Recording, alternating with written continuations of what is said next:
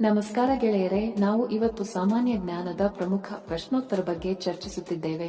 ಈ ಪ್ರಶ್ನೆಗಳ ಉತ್ತರ ನಿಮಗೆ ಗೊತ್ತಿದ್ದರೆ ಕಮೆಂಟ್ ಮಾಡಿ ತಿಳಿಸಿ ಮತ್ತು ವಿಡಿಯೋವನ್ನು ಕೊನೆವರೆಗೆ ನೋಡಿ.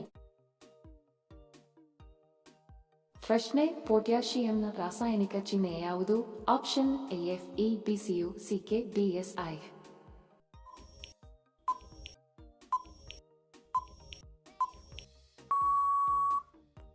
ಸರಿ ಉತ್ತರ ಆಪ್ಷನ್ CK.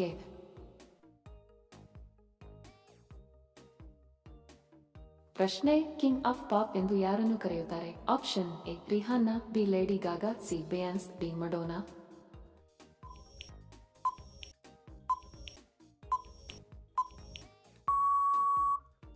ಸರಿ ಉತ್ತರ ಆಪ್ಷನ್ D ಮಡೋನಾ.